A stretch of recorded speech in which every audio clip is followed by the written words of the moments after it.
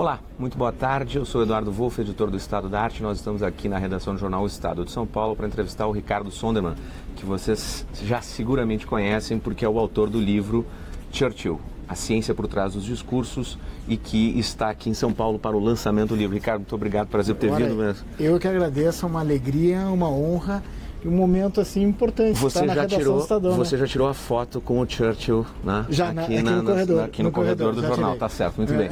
Agora a gente vai retomar de um ponto anterior ao seu livro. Vamos lá. Não a sua tese, a sua investigação e a sua pesquisa, mas ao livro propriamente dito, no seguinte sentido. No ano passado, 3 filmes acabaram tratando direto ou indiretamente da figura do Churchill e muitos filmes já foram produzidos sobre ele.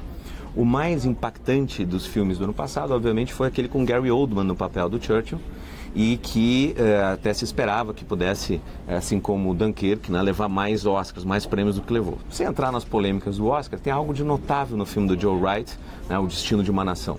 O filme inteiro é construído em torno dos 3 discursos fundamentais do início de Churchill como primeiro-ministro, os discursos de maio. Os discursos de maio, exato. O Joe Wright construiu o filme com base nesses discursos. Você fez a pesquisa inteira do seu trabalho sobre os discursos. Conta um pouco pra gente como é que você fez esse recorte de escolher não a biografia de Churchill, não um trabalho político sobre Churchill, mas de escolher os discursos e como é que foi essa sua trajetória para chegar aqui. Tá bom. Na verdade, esse livro ele parte de um trabalho da minha dissertação de mestrado. E o meu orientador, que foi o Antônio Hohlfeld, meu bom amigo Antônio Hohlfeld, professor lá da Universidade Católica da PUC do Rio Grande do Sul. Na verdade, eu trouxe a ideia de escrever sobre Churchill. Uhum. Por quê? Porque minha família é refugiada da Segunda Guerra Mundial. Sim. Meu pai fugiu da Alemanha em 1938, minha mãe em 1939. Se conheceram no Uruguai, se casaram e vieram para cá. Então o tema da guerra era o tema de casa. Eles eram refugiados de guerra e todos os amigos dos meus pais, eu sou um filho temporão, então todos os amigos do meu pai eram pessoas maduras, adultas. Que mencionavam, se você conta isso na introdução. E falavam sempre do tema. Então, quando eu fui conversar com o Antônio, eu disse, olha, eu queria escrever sobre Churchill, eu já tenho alguns milhares de páginas lidas, né, o que ajuda. E ele disse, olha, então, como é a faculdade de comunicação, vamos tentar analisar, vamos se aprofundar na fala, no que ele diz, e tentar entender por que a fala dele ela é tão importante. Então nós definimos um período, que é o período importante, que é o primeiro mandato do Churchill, que é o período da guerra. Né? E estudar alguns discursos desses, desmembrá-los através de uma técnica e de um gráfico que a gente desenvolveu e procurar entender primeiro o contexto. Um discurso acontece em torno de um contexto. Perfeito. Ele é feito por um objetivo. O que eu quero alcançar com ele e depois o que eu alcancei com ele. Porque um discurso e a fala, ela é um elemento vivo. Sim. Ela vai seguindo e ela muda com o tempo, né? O Churchill tinha uma frase que dizia: engolir minhas palavras nunca me causou indigestão. Sim. A gente erra, né? A gente escreve, a gente erra. E muitas vezes quando a gente escreve algo e olha um texto feito há 2, 3 anos atrás, a gente diz, meu Deus do céu, como é que eu escrevi isso? Onde é que eu estava com a cabeça? Né? Agora, e o texto evolui, né? Então a minha ideia era justamente pegar 12 discursos durante o período da guerra, desde o início da guerra até a renúncia dele, e entender o homem, entender a força do homem por trás do discurso, porque não é qualquer homem, né? Se não tivesse sido Churchill, se tivesse sido Halifax, ou se Hitler tivesse... Você conta no livro um episódio, fala para os nossos espectadores exatamente esse episódio lá em Londres, quando você estava durante a pesquisa, inclusive, né? Exato. Fala para gente como é que foi esse episódio. Eu fui a Londres por um congresso, todos os anos em novembro tem o congresso da Fundação Churchill. E ele varia entre Estados Unidos, Canadá e Inglaterra. Ele vai se revezando. E esse foi em Londres, eu fui para Londres e encontro, assim, na entrada, uma senhora que olha para mim e diz, você é novo aqui, né? E eu, sim, de onde é que você é? Do Brasil. E ela, então, rapidamente parou de falar inglês, começou a falar português comigo. Olha só. A Sita Selzer, que tem um livro sobre Dining with Churchill, ou seja, o que acontece em volta da mesa de Churchill. Sim. Esse livro possivelmente vai ser traduzido. E a Sita foi filha de um embaixador americano no Brasil. E ela me adotou, né? E nesse processo, num determinado momento, ela me pega e diz: Ricardo, vem comigo. Me pegou pela mão e entramos numa sala, tinha 4, 5 pessoas, com Sir Martin Gilbert. O grande biógrafo de Winston Churchill. Historiador. E aí ela disse: come here and stay quiet.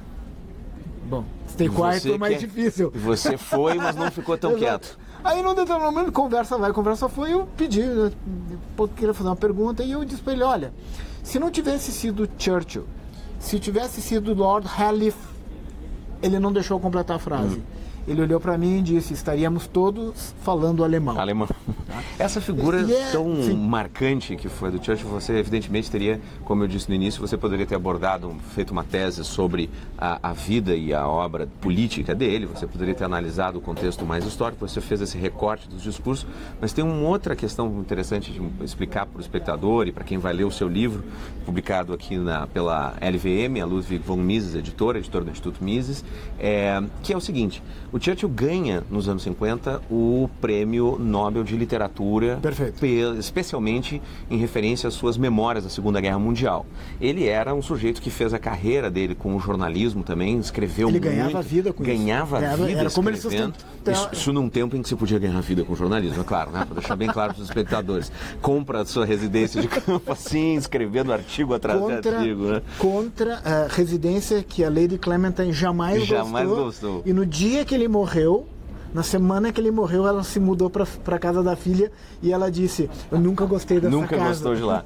Mas o Churchill tinha esse talento literário. No entanto, o seu recorte também não é. Você não escolhe os discursos para analisar a questão literária, a qualidade literária. Você tem um interesse muito focado em como o discurso aparece aqui justamente, né, na chamada do seu subtítulo, né, como palavras se transformam em armas, né?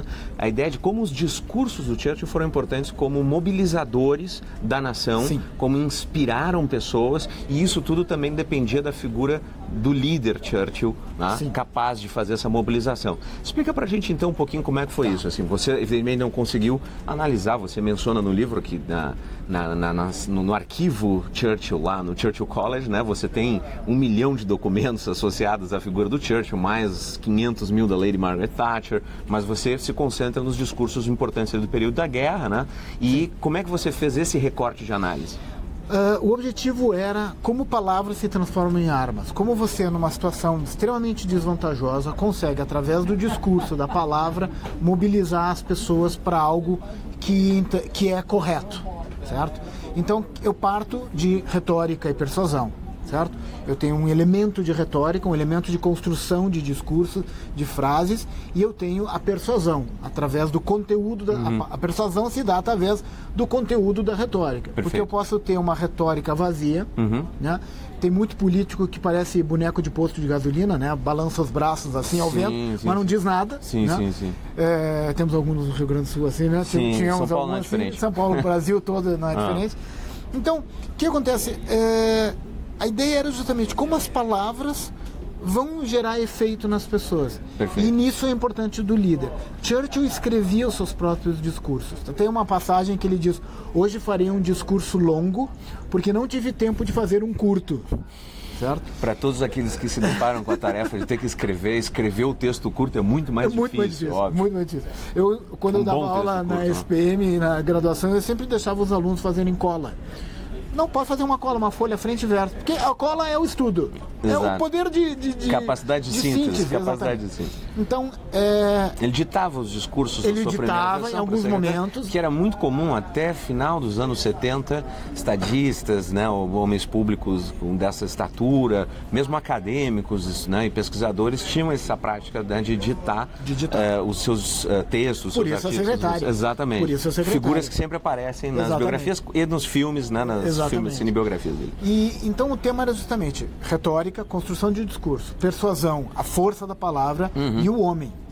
Porque homens diferentes podem usar a retórica de formas distintas e conseguirem resultados distintos de persuasão. Perfeito. Então, a retórica ela não vale, ela é vazia se você não tiver uma ideia que faça sentido e um homem que tenha relação com esta ideia. Tá? Então, por exemplo, Churchill ficou entre 1929 até 1939 no ostracismo. Ele ficou no que se chamava The Upper Galleys, né? Nas galerias mais de cima. É porque mais para baixo, mais importante você é. Porque ele cometeu muitos erros ao longo da sua vida. Ele era tido como um bufão, né? O cara que reclamava de tudo, fazia discurso por qualquer coisa, mas ele era absolutamente obstinado em relação à certeza que ele tinha de que Hitler iria destruir o mundo, de que não poderia se atuar de forma a apaziguar os objetivos e os desejos de Hitler. Para Churchill estava muito claro o que Hitler estava desenhando. E ele via os tambores, como ele dizia, os tambores da guerra. Perfeito. Quando a guerra explodiu, todo mundo meio que olhou para ele e disse, bom, agora vem. Tá? Vamos dar um bastidor um pouquinho para o espectador. Assim, uma boa parte dos espectadores, das pessoas que vão ler o seu livro, já conhecem, já tem um interesse pela figura do Churchill. Mas muita gente passou a ter um interesse maior, ou passou a ter algum interesse depois dessa onda de filmes do Dunkirk, O Destino de uma Nação e tudo mais. Agora, é interessante lembrar que Churchill, uma figura do Partido Conservador, teve uma passagem pelo Partido Liberal também, mas uma figura essencialmente do Partido Conservador. O que é um crime na Inglaterra. Ele retorna ao Partido Conservador, né?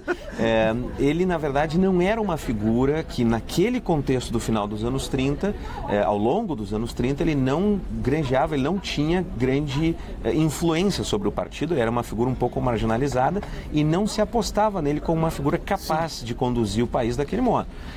Como é que esse sujeito conseguiu, nesse contexto, virar a sua imagem para se tornar o grande líder que nós conhecemos hoje? Ele era absolutamente contra o apaziguamento. Que era a política do Lord Halifax, que você mencionava. De Halifax, de Chamberlain, de ir levando, de ir cedendo para evitando o conflito com a Alemanha nazista. Evitando o máximo possível o conflito. E ele via que o conflito era inevitável. Perfeito. Ele tem uma frase que é o seguinte, que é maravilhosa, que é o seguinte: o apaziguador é o cara que alimenta o crocodilo na esperança de ser devorado por último. Por último. Né? Então, ele viu aquilo e disse, olha, isso vai acontecer. Obviamente que sempre o contexto. Nós estamos num contexto dos anos 20, a Primeira Guerra Mundial, os anos 20, os loucos anos 20, a depressão, a reconstrução depois de 33, que a crise passa, e aí você começa com Hitler a aparecer. Os ingleses olham para aquilo e dizem, não, vamos com calma. Só que Churchill, a cena do filme que ele desce pro metrô, possivelmente ela não aconteceu. Não, seguramente não. Mas ele circulava muito no povo. Sim. Ele tinha o pulso. Ele circulava nas pessoas. A cena, nesse sentido, ela teria uma validade simbólica. Exato. Nós estamos trabalhando uma série de fotografias, a licença de uma série de fotografias. Eu basicamente peguei fotografias onde ele tá no meio do povo. Ele tá sempre ele caminha nas ruas, ele caminha nas ruas, ele conversa com as pessoas, ele entrega bagana de charuto, as pessoas acendem o charuto dele na rua. Ele tinha ele era um homem muito famoso. Vamos combinar o seguinte, ele até carreira militar / política vinha no final do até 1939, ele publicou algo como 15 títulos com quase 30 volumes de best-sellers. Ele ganhava entre vida história, como escritor. Política. Os políticos ingleses não ganhavam salário até depois da guerra. Então eles tinham que se manter. O trabalho dele era se manter. Ele era escritor e palestrante. E os livros dele, ele escreveu a História dos Povos da Língua Inglesa, ele escreveu as biografias de Lord Mountbatten, ou seja, ele tinha uma publicação gigante. Ele era conhecido por isso, ele era um sujeito popular. E ainda nessa sua explicação, para você continuar, tem um elemento interessante para você mencionar, que é a ideia de que os artigos dele, desses anos finais dos anos 30, da segunda metade da década de 30, eram particularmente polêmicos no sentido de alertar para a militarização daAlemanha, para a ameaça de Hitler, num momento em que ninguém mais parecia falar disso. Que ninguém queria falar disso. Ao mesmo tempo era o ganha-pão dele e ele corria riscos, né, ousando escrever de um tema que ninguém queria ouvir. Tanto que foram os anos do ostracismo. Os anos que ele caiu em popularidade política. Ele tinha, de certa forma, um fantasma que rodeava ele, que era a figura do pai. Tá? O pai dele era um político, Lord Randolph Churchill, que galgou muito jovem em posições muito altas e que depois teve problemas de saúde e acabou morrendo de sífilis. Né? Então a de sífilis foi responsável pela decadência mental dele. Então esse fantasma assombrava ele. Então ele chegou lá com seus 55 anos e ele já tinha errado mais a mão do que acertado. Ele entrou nos 10 anos de ostracismo até assumir. Inclusive, uma parte do ostracismo não é para que o espectador e o seu leitor também não edulcore a figura de Churchill. Ele tinha errado muito. Ele errou muito. Na guerra, na Primeira Guerra Mundial, tem um episódio famoso. Ele errou na guerra. Né? O Roosevelt tinha uma frase que dizia que Churchill toma 100 decisões por dia. 98 são horríveis. Tá? Mas é o cara que levou a vitória. Sim, né? sim. Vamos pensar modernamente. Um homem como Steve Jobs. Né?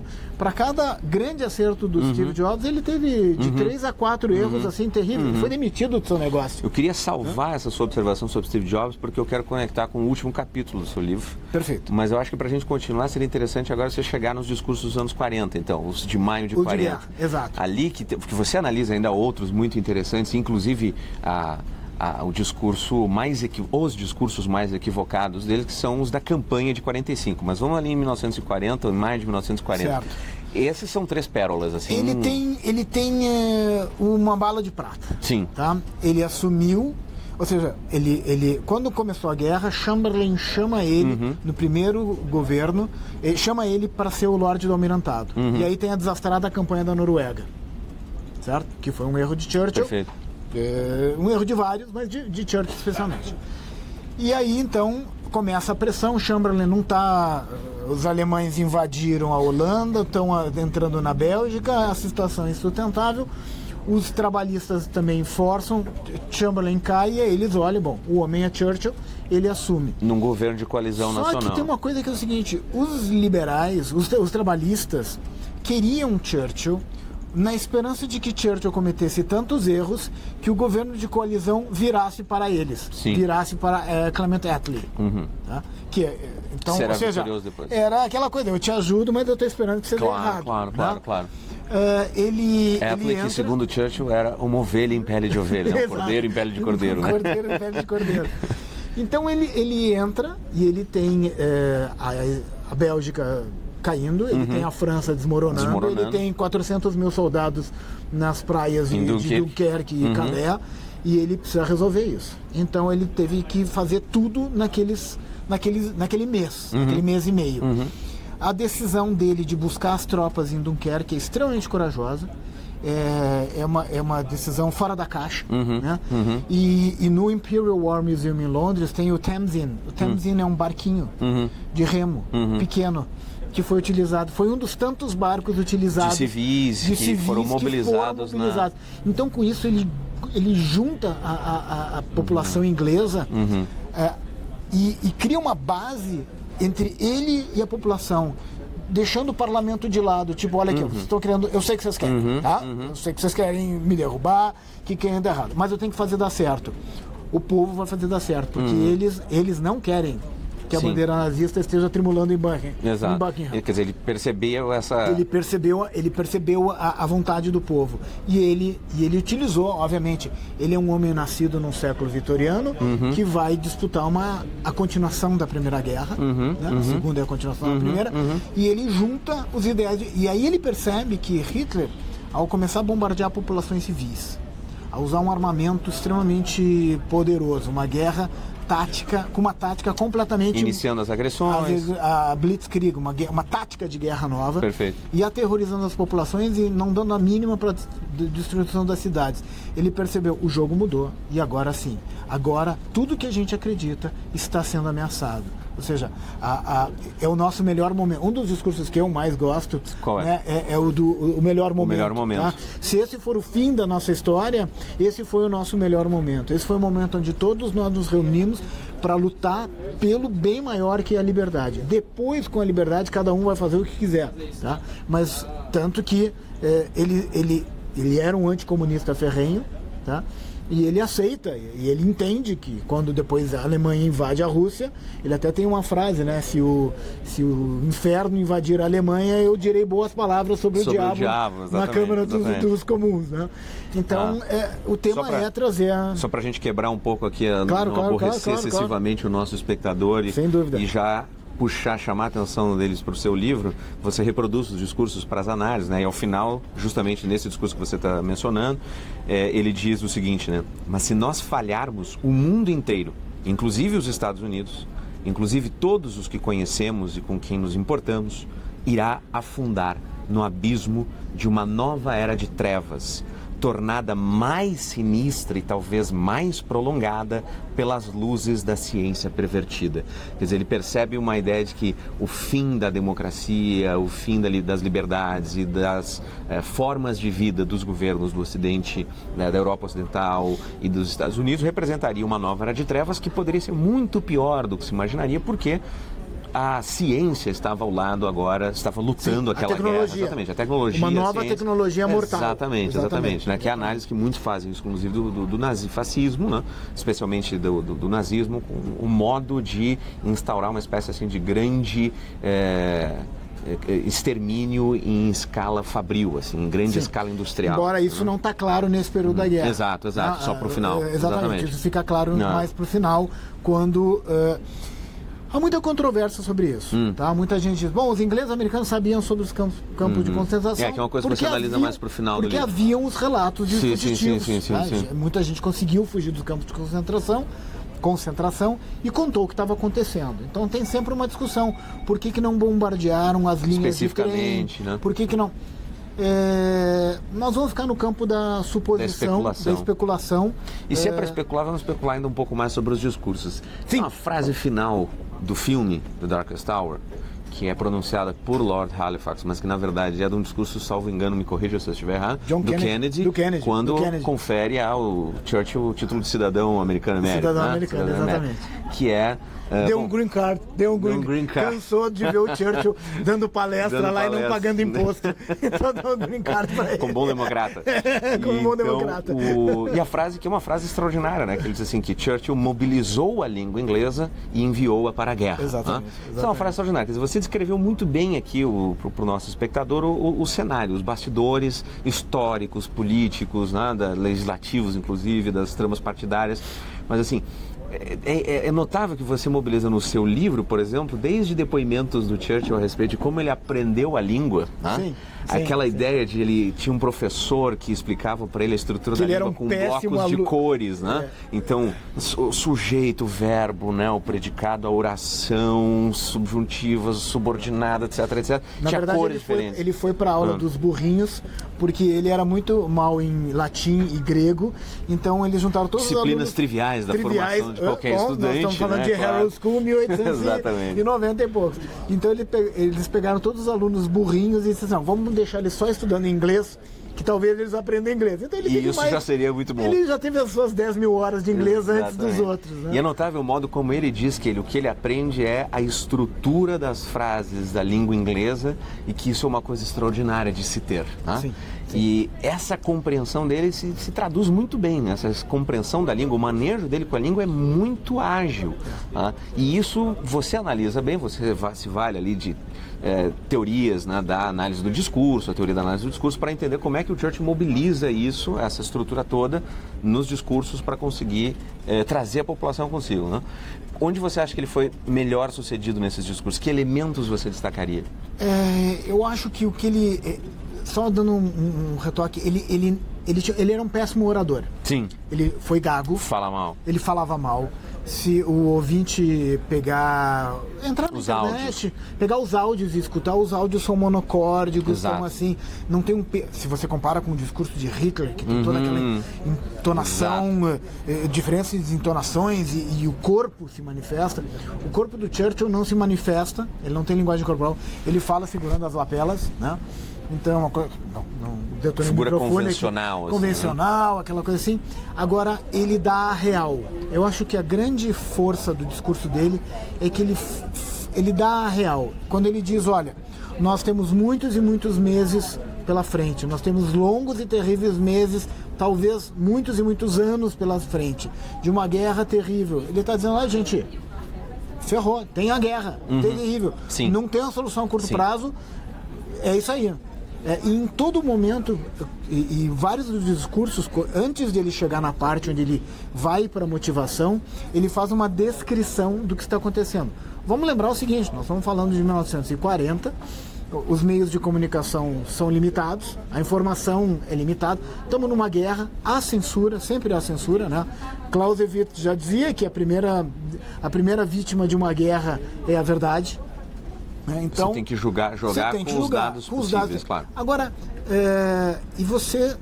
e ele trata as informações de forma crua, ele dá a real para o povo, ele diz, olha, está acontecendo isso, caiu a França, caiu isso, mas nós temos que continuar lutando, nós vamos contar com o apoio da resistência, nós temos os Estados Unidos. Então ele faz uma leitura da situação realmente crítica, porque era crítica, e depois vai construindo a solução.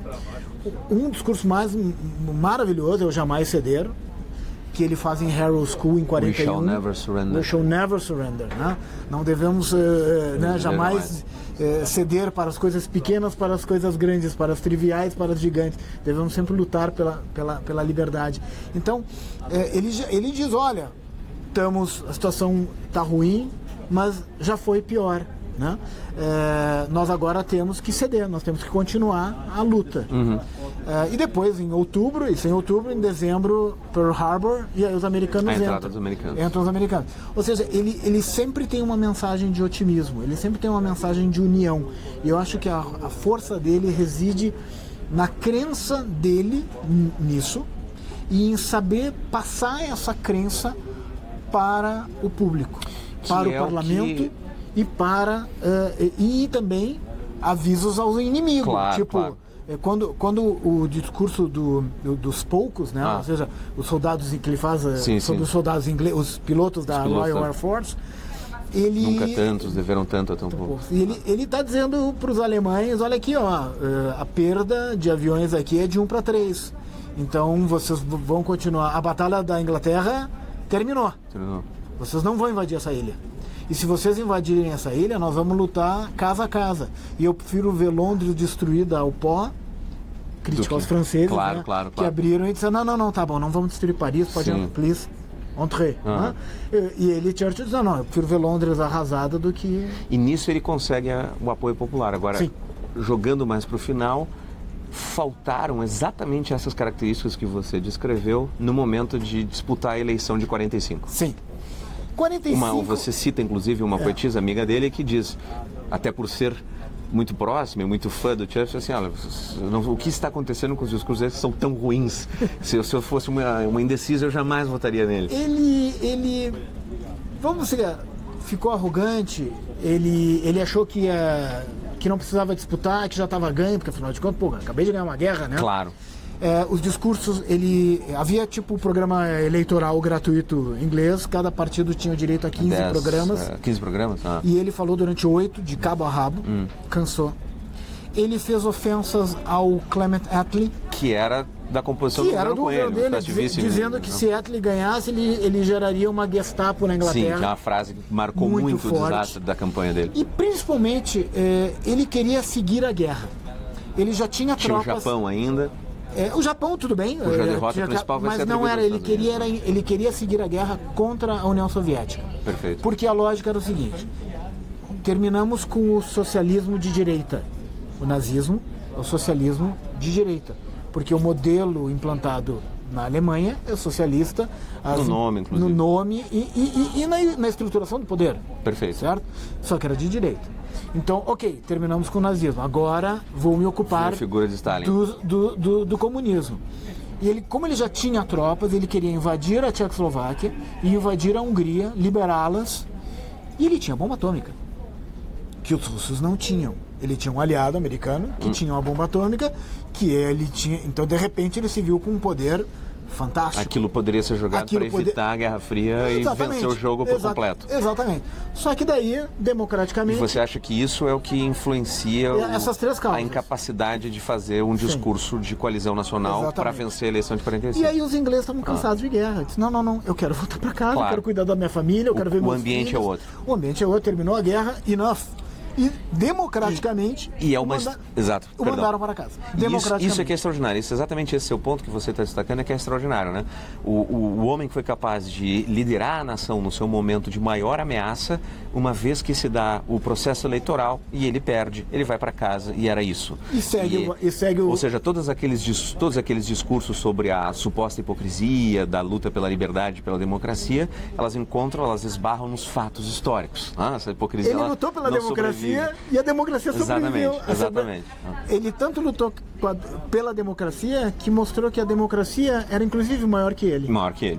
Perfeito. E se rendeu a ela, né? Mas a gente não pode fechar, eu acho, inclusive deixar de fechar a nossa conversa aqui e também convocar os espectadores do Estado da Arte e do Estadão para acompanhar hoje às 19 horas na Livraria da Cultura do Shopping Vila Lobos o debate entre o Ricardo, o Alex Catarino. O Alex Catarino conduzindo o debate, Hélio Beltrão e o Bruno Garchaga. E o Bruno Garchaga, cientista político, autor também de um livro fantástico chamado Pare de Acreditar no Governo, porque os brasileiros não confiam nos políticos e amam o Estado. Bruno Garchaga, que lançou esse livro pela Record.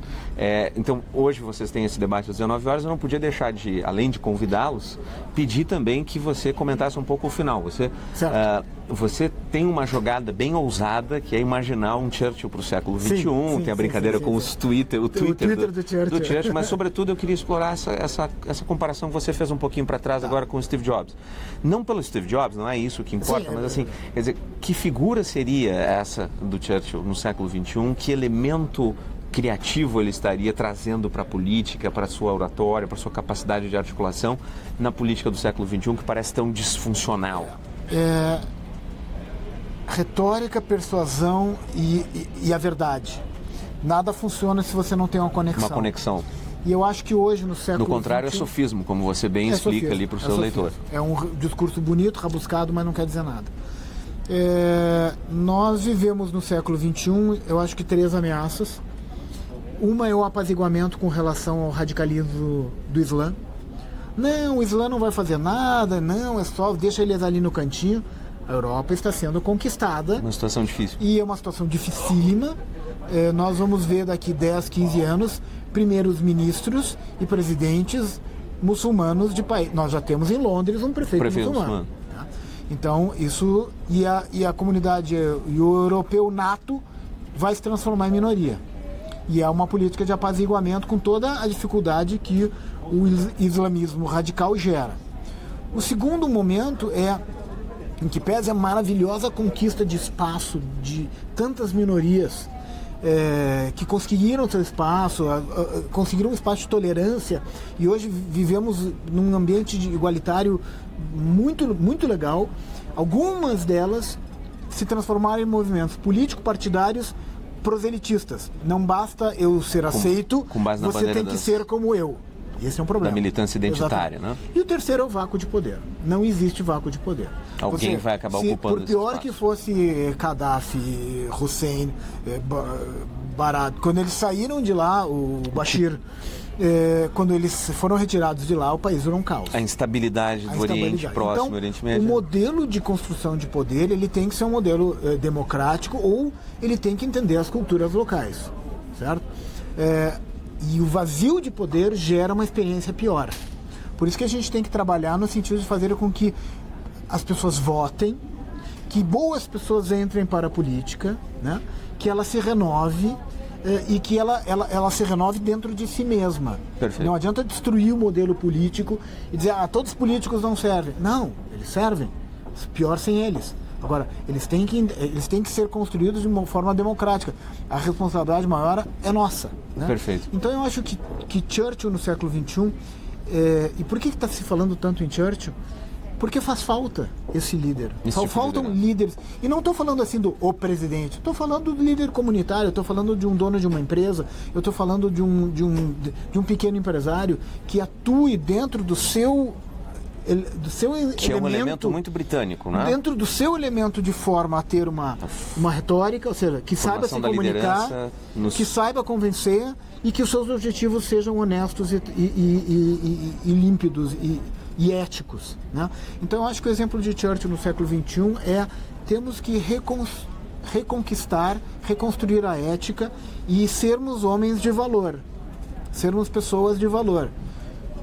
Será que a gente consegue? É com a mensagem fundamental de que o discurso tem que andar com a verdade. Sempre. Sem isso não tem jogo. Sempre. Aqui vocês encontrarão o discurso andando com a verdade. A de Churchill, o texto é bastante acurado, bastante preciso, uma pesquisa muito bacana que o Ricardo fez. Então eu recomendo mais uma vez Churchill e a ciência por trás dos discursos, pela LVM Editora. E hoje, quarta-feira, às 19 horas, na Livraria Cultura. E amanhã, dia 22, no Rio de Janeiro, na FENAC do Rio. Do Shopping Barra. Do Shopping Barra. Ricardo, muito obrigado por estar aqui conosco. Uma honra Até estar a próxima. Eu queria também chamar os nossos espectadores para que ouvissem na nossa página. O podcast de hoje no Stardust Estadão foi sobre ceticismo com os professores Roberto Bolzani lá da USP. E eu acho que vocês vão gostar muito. Um grande abraço a todos e até a próxima. Obrigado, Ricardo. Obrigado. Muito bom.